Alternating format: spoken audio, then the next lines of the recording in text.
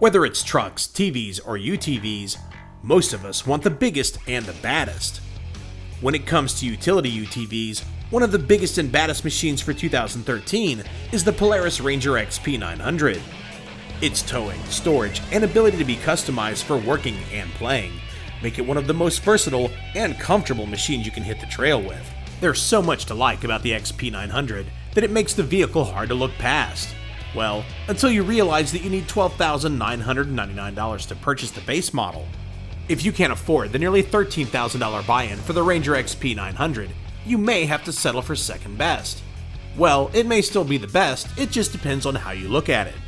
While the Xp 900 rules Polaris' full-size Ranger lineup, the mid-size Ranger 500 has been surpassed as the king of Polaris mid-size working class. Ranger's new middleweight champion is the new Ranger 800 EFI. While the Xp 900 rules Polaris' full-size Ranger lineup, the mid-size Ranger 500 has been surpassed as the king of Polaris mid-size working class. Ranger's new middleweight champion, the 800 EFI, is a capable workhorse with the power-to-weight ratio to rip out on the trail.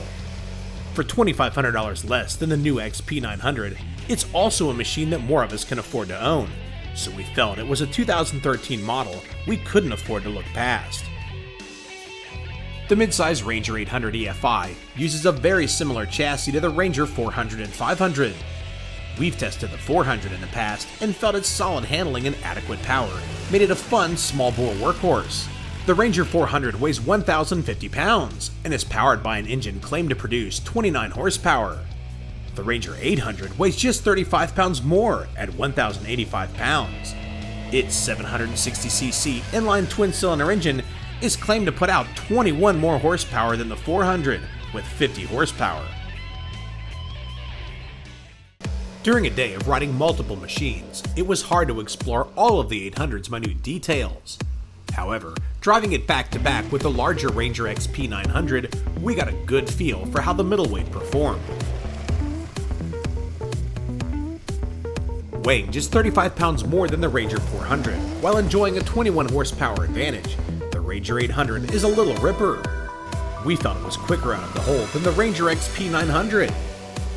On the trail, the 800 is smooth and manageable, while offering ample power for attacking hills and sliding out of turns. Crawling along, the engine and transmission remain responsive and manageable, which will aid the 800 when it comes to working, hunting, or exploring.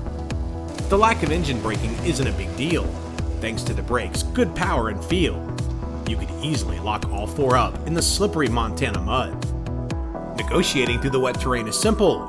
Leave it in two-wheel drive if you want to slide out in turns, or flip it into all-wheel drive if you want the front wheels to pull you through turns, up hills, or anytime the rear wheel starts spinning and needs some help.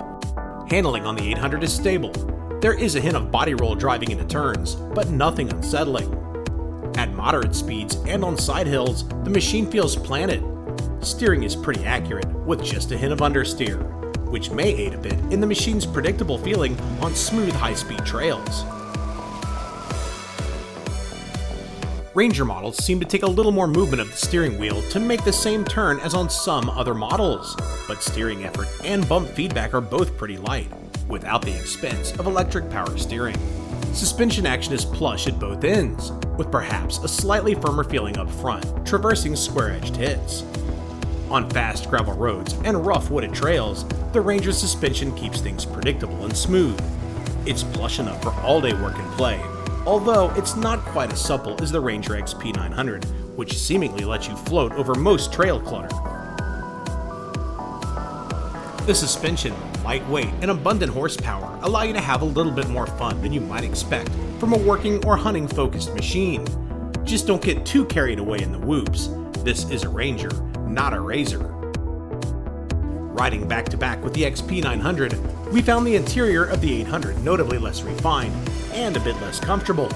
The 800's seat isn't as nicely padded, but the thing that stood out to us the most was the lack of extra legroom in the 800. The interior isn't really objectionable, just don't ride your buddy's Xp 900 and you'll probably be satisfied. With a base price of $10,499, the Ranger 800 is $1,000 less expensive than the base model Rhino 700 and $500 less than the base model Kawasaki TRX 750 or Arctic Cat Prowler 700. Although in ways, the Ranger doesn't seem quite as modern and refined. The 800's price lacks the wow factor that the Ranger 400 delivers, but it's still a class leader when it comes to price. Getting what you pay for, the Ranger gives up a little attention to detail, while bringing big bore UTV performance at a little more affordable price. For more information on the midsize Ranger 800 or Polaris's full line of side-by-sides and ATVs, log on to Polaris.com.